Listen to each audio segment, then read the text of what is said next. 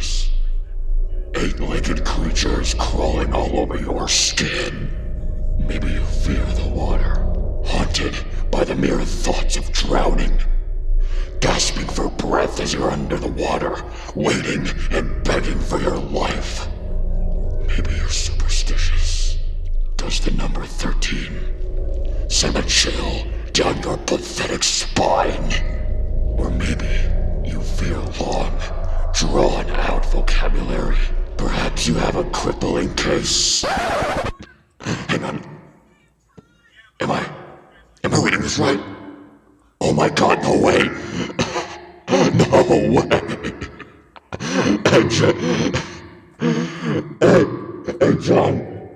Hey, John, come look at this. What? What is this? What? Oh my god, just read this real quick. Just read it.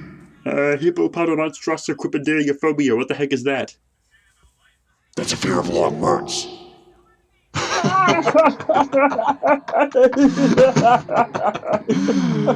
Whoever came up with that is a freaking genius. So, what the heck am I terrified of? Luckily for me, I have no problem talking about my fears. It only really affects me when I'm actually up close and personal with them. Now, I'll be sharing the two things that I personally am terrified of the most. And right now, all I can think to do is to just explain what goes on in my head. So I'm not gonna do this from most to least or least to most. I'm just gonna get the obvious one out of the way first. I am terrified of heights. Oh my god, that is the most predictable. Oh, shut up. Sorry. Yes, acrophobia, the fear of heights, it's a pretty common fear, and you know, I'm unfortunately one of those people who have it. Let me tell you how bad it is. I will not step within 10 feet of a window on the second floor of a 2-story building. I will not. When I'm exposed to heights, the pretty common thing with phobias happens. I get paranoid, and I don't really know exactly what to do, so all I can think to do is stand there and stare and hope that I don't fall. And that's the thing about my fear with heights, is that I'm not scared of the falling. It's just that being way high up off of the ground doesn't matter whether or not I have support. It just freaks me out. It's a very unsettling image to me. And even if I don't see that I'm high up, if I know I'm high up, it will have the same effect on me. This is why I will not ride planes. I will not ride roller coasters. I don't even go to amusement parks. I don't like the rides. I don't like that gut feeling in your stomach. That's also a fear I have. Like, I hate that feeling and it makes me want to puke, so I never go on thrill rides, but, you know, that's... I'm sidetracking again! Now, when I was, I believe I was 12 years old, I got stung in the foot by stepping on a bee. And I don't really understand how, but that kind of sparked something in my mind to be incredibly terrified of bugs. And 7 years later, I am still terrified of bugs. In fact, the only bugs that I can think of right now that I'm not scared of are ants and flies. So anything that stings, bees, wasps, hornets, anything from grasshoppers, katydids, leaf bugs, stick bugs, moths, freaking butterflies. They scare the living crap out of me, I'm sorry. Now I know what you're thinking. 19-year-old is scared of butterflies. What are you, some kind of fag? Yes.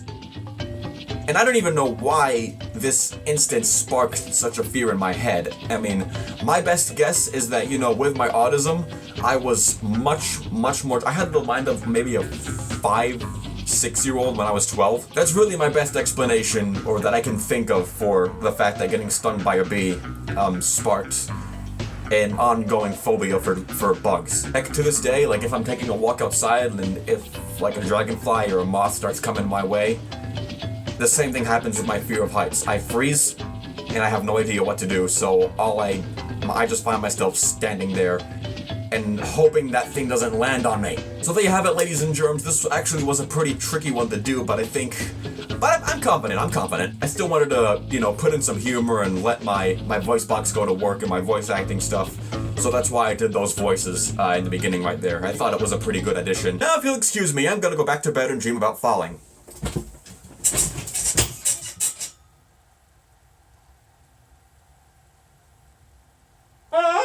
Well done, as usual. You're using your acting skills to your advantage. You made sure your intro was captivating.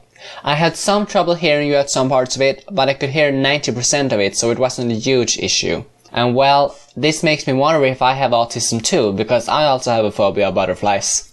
I am brave. I have no fears.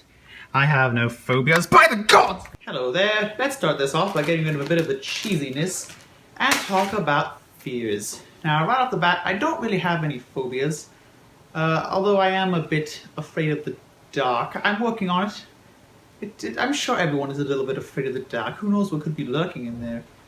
And as you may have realized from my previous entry, I am of course afraid of other people's scorn. But I'm also working on that. That's the main one I'm trying to improve upon, because that could be very detrimental to my life, and has proved so far. But the closest I ever came to having a phobia occurred when I was a child. Yes, so much happened to me when I was a child. Now, fun story. I used to go to the library very often with my family, and every time I went there, I would rent a Goosebumps movie. Ooh, not a book, a movie. Or rather a video, since they were fairly short. And they didn't really scare me at all. I was immune until one time I decided to rent Night of the Living Dummy. This changed things altogether. Yes, I still don't know why it creeped me out so much, but by the time I finished that, I was so scared of the puppet in that movie. You know, like Chucky, except kids version, and it still scared me completely. It was terrible. Right after I finished watching the video, I went upstairs, and suddenly my brain was bombarded with thoughts. Oh my gosh, is he here? Is he real? Is he going to get me? Oh my god. Seriously, it was terrible. I went into my mother's room, and there were two other people there with me, and we were looking at something on the bed. I don't even remember what it was. So I stood there on the edge, looking at whatever it was, and then suddenly I just got scared. I looked into the hall. Oh no, is he there? I just got so scared that the dummy from the Goosebumps movie was there. I decided to go around the other two people onto the other side of the bed. Oh, I felt better, but then I started getting scared. Wait, maybe he's on the left of me, hiding in the cabinet. So I actually went in between them, and then I started getting scared that the dummy was under the bed. So yeah, there were very irrational thoughts that followed immediately after watching that. And they haunted me for about a week, maybe two after that. I was scared so badly after that.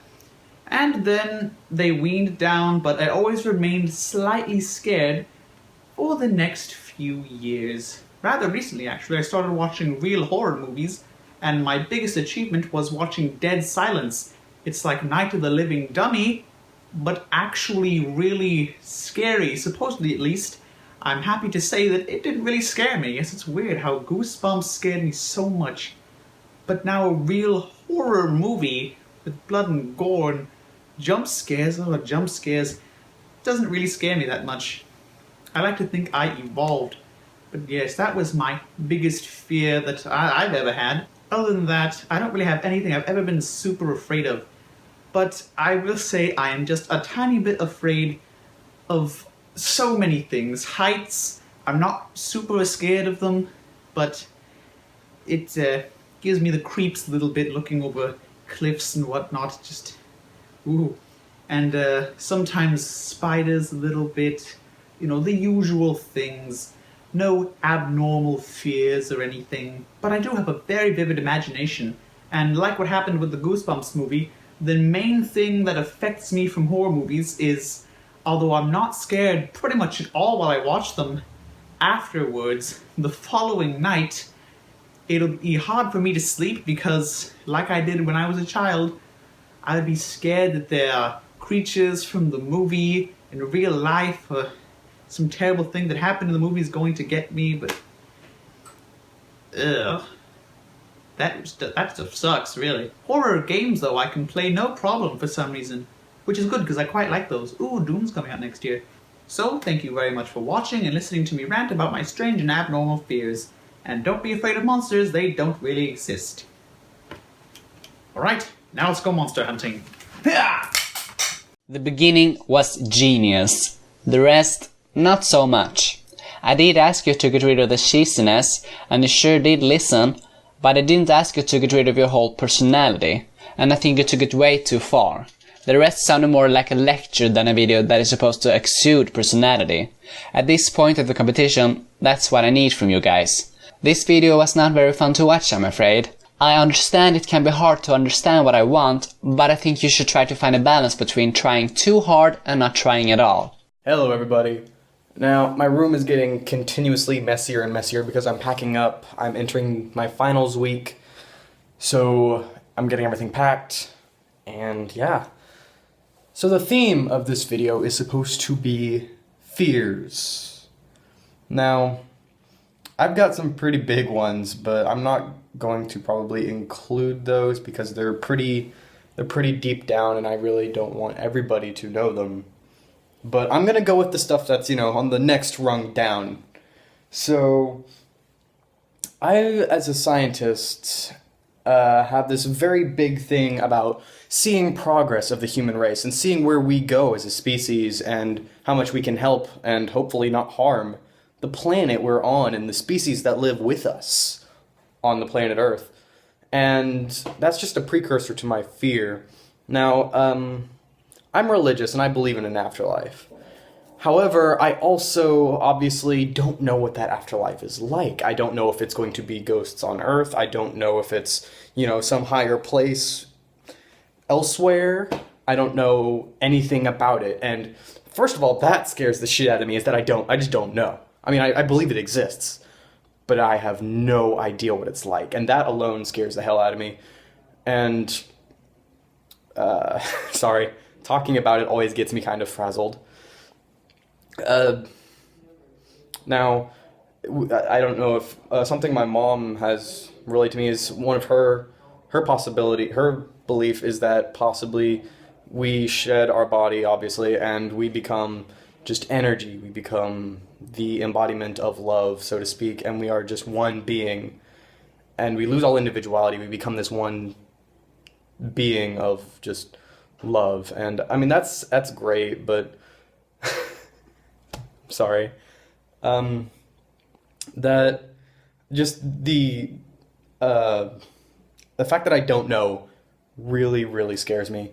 And that's the first half of it, and that's the bigger half of it. The smaller half is that that leaves the possibility that I don't get to see the progress of the human race in the future. I don't get to see where we go from here after my own passing. That's it. I don't get to see the progress of the human species anymore. And the other half of that is, if we do, I get to see the end of the world. And where do we go from there? I started to pace again, but I don't want you to see my messy room. So that's... And on that mindset, that sort of leads to the general idea of being scared of death in the first place. Like, I'm not scared of death, the instantaneous of death. I'm scared of the other side. Because I know it exists, but I don't know what it's like, and it's that unknown variable that really gets to me. So, that's probably my biggest fear. I said I was going to go to the bottom rung, and then I started talking about it, and then I went and jumped up, and you got number one. So, there you go. You learned something about me today that I don't share with a lot of people. And another part of that is, like I'm doing right now, I'm starting to get really freaked out. Like, whenever I talk about this, whenever I think about this, I start to really get freaked out. And there's nobody on this planet that helps me calm down from this except for talking to my mother, who currently is in the hospital. She, not for anything really bad. She had surgery, get rid of some ovarian things. They're biopsying some tumors, but it should be fine.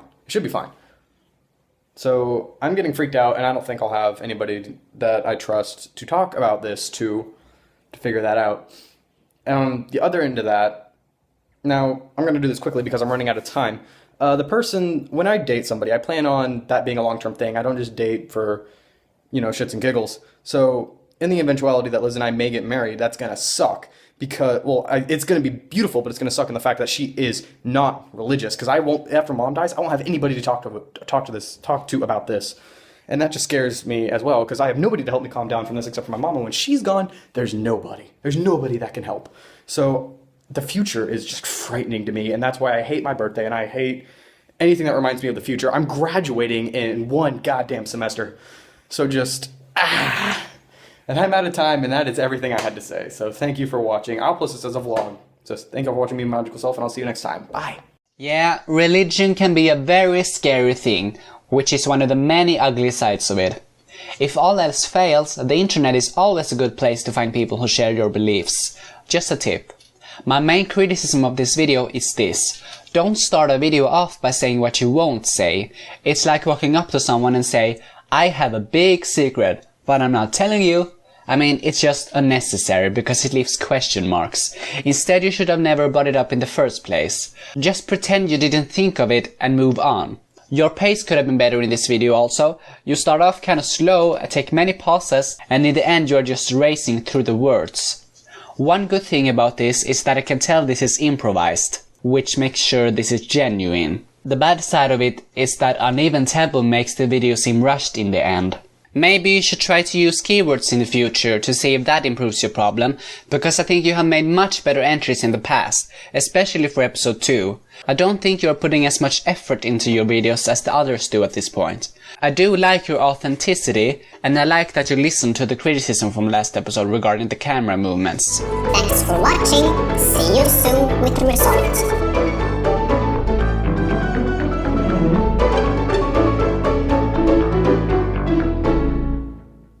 Take many pauses and in end maybe you should try to use keywords in the future. Tyst Lexi! Maybe you Håll käften!